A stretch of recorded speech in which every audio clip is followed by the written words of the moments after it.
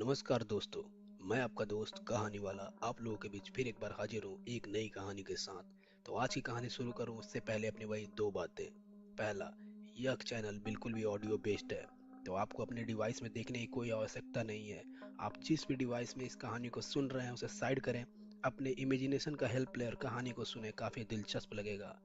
दूसरा, यह चैनल किसी भी तरीके के बिलीफ को सपोर्ट नहीं करता, तो अगर आप इन कहानी में मानते हैं तो आपकी इच्छा होगी, अगर आप नहीं मानते तो वो भी आपकी स्वेच्छा। चलिए कहानी को शुरू करते हैं बिना किसी देरी के। आज की कहानी हमारे एक ट्रक ड्राइवर भाई ने शेयर की है, तो मैं ये कहानी उन्हीं के पॉइंट ऑफ व्यू से आपको सुनाऊंगा। तो कहानी शुरू करते हैं। मेरा नाम सुधीर है। मैं बहुत सालों तक कोलकाता से नेपाल के लिए ट्रक चलाया करता था। मैं जिस मालिक के यहाँ काम करता था उनके पास बहुत सारी ट्रक थी, तो मेरा काम था कोलकाता खिद्रपुर डिपो से माल उठाना और उसे नेपाल तक ले जाकर छोड़ना। और कभी कभी नेपाल से भी कुछ माल मैं उठा के कोलकाता तक लाता था। मैं उस रास्ते में काफ़ी बार गया था। हर बार की तरह मुझे इस बार भी एक काम मिला। मुझे कोलकाता से माल उठाना था और उसे नेपाल में ड्रॉप करना था। मेरे साथ एक और बंदा था जिसका नाम अशोक है। अशोक काफ़ी हट्टा कट्टा जवान था। अशोक को मशीनों की काफ़ी अच्छी नॉलेज थी, तो ट्रक ड्राइवर हमेशा ड्राइवर के साथ एक और बंदा लेके चलते हैं जिसे थोड़ी मशीनों की नॉलेज हो। क्या पता गाड़ी कहीं भी ख़राब हो सकती है। तो अशोक और मैं कलकत्ता से माल लेके निकल चुके थे। हमें पहुंचना था नेपाल। ये रास्ता मेरे लिए कोई अनजाना नहीं था। मैं इस रास्ते से बहुत बार गुजर चुका था। इस रास्ते पे बहुत सारे हादसे भी हुए थे। मुझे और ट्रक ड्राइवर भाइयों ने बहुत सारी कहानियाँ सुनाई थी कि इस रास्ते पे कुछ भूत प्रेत की भी कहानियाँ थी, पर मैं इन सब में उतना विश्वास नहीं करता था। मेरा मानना यह है कि ड्राइवर अधिकांशतः नशे में होते हैं, तो इसलिए वो अपने से कुछ चीज़ें बनाकर देख लेते हैं और उसे कहानियों के तौर पे सुनाया करते हैं। मुझे इन सब चीज़ों पर उतना भरोसा नहीं था। कलकत्ता से नेपाल तक का सफ़र तय करने में मुझे जनरली 2 रात और 3 दिन लगा करते थे, पर इस बार एक रात ज़्यादा लग गई। इसकी वजह थी, जब हमारी गाड़ी बिहार में घुसती है, बंगाल को छोड़ के जब बिहार में घुसते हैं तो वहाँ पता चला कि आगे पड़ने वाले शहर में किसी नेता का कार्यक्रम होने वाला था। तो शहर में नो एंट्री लगा दी गई थी, जिससे गाड़ियों बड़ी गाड़ियों का आना वर्जित कर दिया गया था। तो उसके लिए मुझे शहर से बाहर ही गाड़ी खड़ी करनी थी। ये चीज़ें हमें रास्ते में एक ड्राइवर भाई ने लौटते हुए बताई थी। तो मैं अब सोच रहा था कि गाड़ी कहाँ पार्क करूँ जहाँ रात में गाड़ी सुरक्षित रह सके।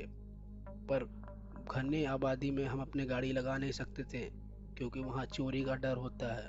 और बहुत ज़्यादा सुनसान इलाके में भी अपनी गाड़ी पार्क करना खतरे से खाली नहीं होता।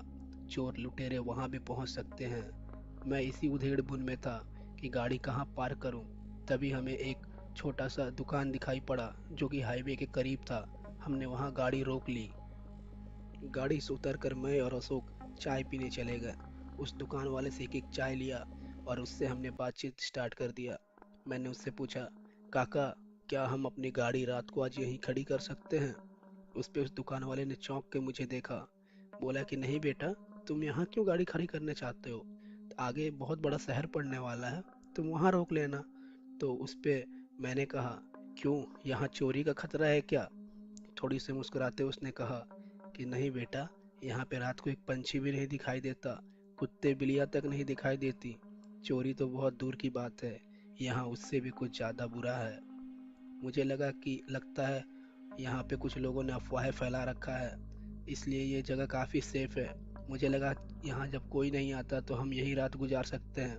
हमें करना क्या है, बस खाना बनाना है, खाना और सो जाना है। सारी चीज़ें मेरे पास पहले से ही मौजूद थी। खाना बनाने की सारी चीज़ें उपलब्ध थी। तो मुझे ये सबसे उचित जगह लगा अपनी गाड़ी को रात पर रोकने के लिए।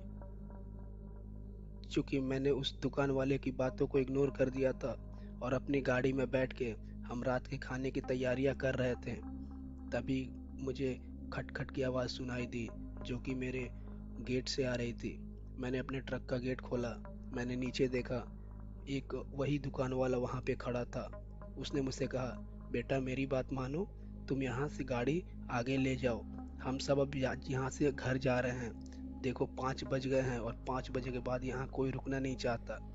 मैंने उससे कहा हंसते हुए कि चाचा आप हमारी चिंता नहीं करो, और आपका घर कितना ही दूर है, मैं आपके घर आके रुक जाऊंगा। इस पे वो भी मुस्कुराया, मैं भी मुस्कुराया। उसने बोला देखो मेरा काम था तुम्हें इत्तला कर देना, मैंने तुम्हें बता दिया, अब आगे तुम्हारी मर्जी। मैंने भी थोड़ी हिम्मत दिखाते हुए बोला कि हाँ चाचा, आपसे फिर सुबह मिलता हूँ, सुबह आपके हाथ का चाय पी के ही यहाँ से निकलूंगा। वो फिर उस पे उसने सर को झटका और वहाँ से चला गया। मैं भी अशोक से बात करने लगा कि देख रहा अशोक, कैसे लोग यहाँ अफवाह फैला के और गाड़ियाँ नहीं रुकने देते हैं। हम दोनों ने खाना बनाया और खाना खा के अपने अपने सीट पे लेट गए। पीछे वाली सीट पे अशोक लेटा था, मैं अपनी ड्राइवर वाली सीट को ही बेंड करके उसी पे लेटा था। और मेरे पास एक फ़ोन हुआ करता था जिसमें रेडियो आता था। मैंने रेडियो एफएम बजाया और गाने सुनने लगा। मैं गाने सुनते सुनते कब नींद की आगोश में चला गया, मुझे पता ही नहीं चला। कुछ हल्की अद्भुत आवाज़ से मेरी नींदें खुली, जो कि रेडियो से आ रही थी। वो आवाज़ें काफ़ी डरावनी थी, मानो कि कोई रेडियो से हाँफ रहा हो, कोई रेडियो के अंदर से कुछ बोल रहा हो। मुझे ऐसा लगा कि हो सकता है कि रेडियो का नेटवर्क कमज़ोर पड़ रहा हो, इस वजह से मुझे ऐसी आवाज़ें सुनाई दे रही हो। मैंने एफएम चैनल चेंज करना चाहा, पर उस चैनल पे भी कुछ आ नहीं रहा था। उस चैनल पे भी अजीब अजीब सी आवाज़ें आ रही थी। मुझे लगा कि उफ ओफो, लगता है कि यहाँ पे एफएम का नेटवर्क नहीं पकड़ रहा है, और मैंने अपना फ़ोन बंद कर दिया और फिर सोने चला गया। पर थोड़ी देर बाद मेरी नींद फिर से खुल गई। इसका कारण था बिजली का तेज कड़कना। बिजली काफ़ी तेज कड़क रही थी, हल्की हल्की बारिश भी स्टार्ट हो चुकी थी।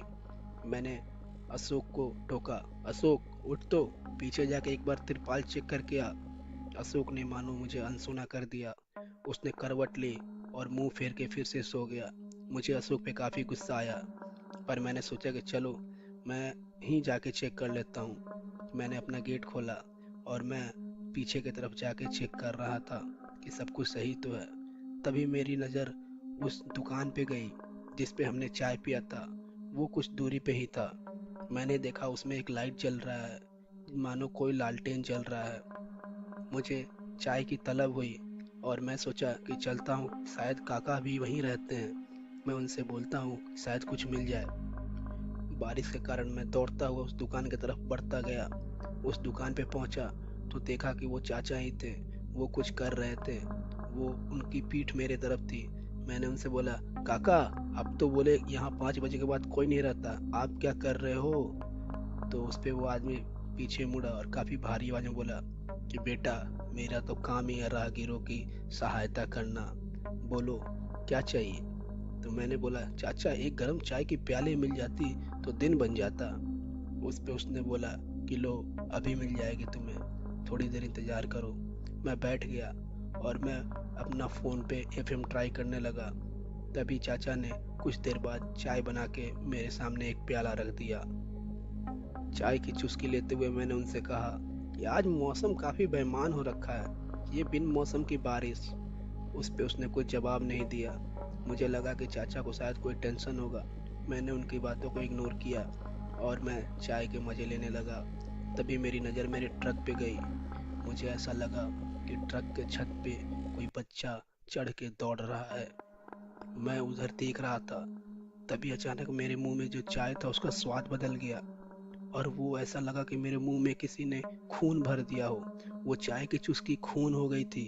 और मैंने अपने कप के प्याले की तरफ देखा, वो सुर्ख लाल अंधेरे में हल्का हल्का दिखाई दे रहा था। मैंने मुड़ के चाचा की तरफ देखा, वहाँ चाचा नहीं थे, वहाँ एक औरत थी जो कि लाल साड़ी में थी और उसका चेहरा काफी भयानक दिख रहा था। वो टकटकी लगा के मुझे देख रही थी। मेरे तो रोंगटे खड़े हो गए, मेरी चीख निकल गई। मेरी चीख से वो अचानक वहां से गायब हो चुकी थी। मैं चारों तरफ अपनी नजरें घुमा घुमा के देखने लगा। वहां अब कोई लालटेन नहीं था, कोई रोशनी नहीं थी, कोई औरत नहीं था, और ट्रक पे कोई बच्चा नहीं था। मैंने वो प्याला फेंका और मैं दौड़ने लगा। मैं बेतहाशा दौड़ता हुआ अपने ट्रक के पास पहुंचा। ट्रक के पास पहुंच के मैंने चिल्लाया, अशोक, अशोक जल्दी उठ। अशोक इस पे घबरा के बोला, क्या हुआ? तुम्हें क्या हुआ? मैं अभी ट्रक के पीछे खड़ा था। अशोक ट्रक के अंदर सो रहा था। मैं वहां से दौड़ते दौड़ते जब तक अशोक के पास पहुंचता हूँ, और जैसे ही गेट खोलता हूँ तो मैं देखता हूँ ड्राइविंग सीट पे एक बच्चा बैठा है जिसका पूरा शरीर खून से लबरेज है।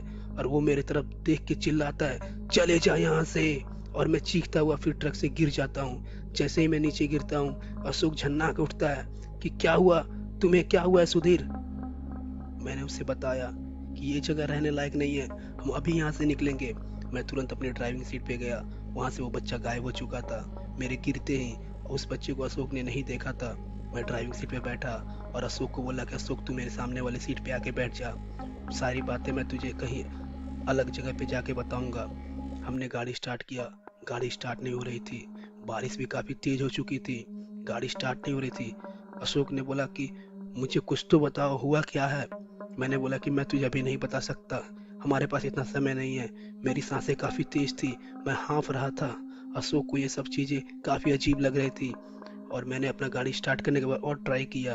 तभी हमारी गाड़ी चालू हुई और हमारा हेडलाइट जला। जैसे ही हेडलाइट चला तो हम दोनों के रोंगटे खड़े हो गए। हमने देखा एक बच्चा और एक औरत जो कि लाल साड़ी में है, दोनों पूरा खून से लबरेज हमारे गाड़ी के सामने थे। ठीक सामने। हमारी गाड़ी अचानक से फिर बंद हो गई।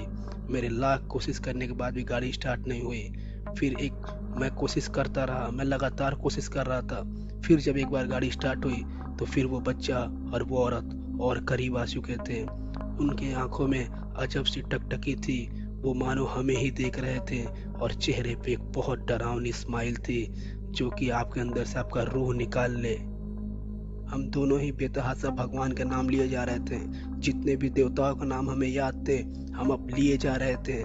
भगवान की कृपा से गाड़ी फिर स्टार्ट हुई और हमने गाड़ी भगाई। वो बच्चा और वो औरत को कुचलते हुए हम गाड़ी से आगे निकल गए। जैसे ही हम और आगे गए तो हमने पीछे के मिरर व्यू ग्लास में देखा, वो बच्चा और औरत गाड़ी की तरफ बेतहाशा दौड़ रहे थे। हमारी हालत बहुत ज़्यादा ख़राब हो चुकी थी। हम कैसे कैसे गाड़ी करके भगा रहे थे, पर वो बच्चा और औरत हमेशा ही मिरर ग्लास में दिखाई दे रहे थे। हमने कम से कम 10 किलोमीटर तक गाड़ी भगाई, तब तक हमने उन्हें कहीं ना कहीं देखा। एक समय आया जब हमें दूर से बहुत सारी ट्रकों की लाइन दिखाई दी, जहां बहुत सारे ट्रक ड्राइवर भाई खड़े थे अपनी अपनी गाड़ियां खड़ी करके। तब हमारे सांस को सांस आई और वहां पे अब कोई औरत और बच्चा दिखाई नहीं दे रहा था। तो जी दोस्तों, ये थी आज की कहानी। अगर आपको कहानी पसंद आए तो प्लीज़ प्लीज़ मेरे चैनल को सब्सक्राइब करें, शेयर करें अपने दोस्तों के साथ जिन्हें डर नहीं लगता है, और बने रहिए। कल फिर मिलूंगा आपसे एक नई कहानी के साथ। मैं आपका दोस्त कहानी वाला।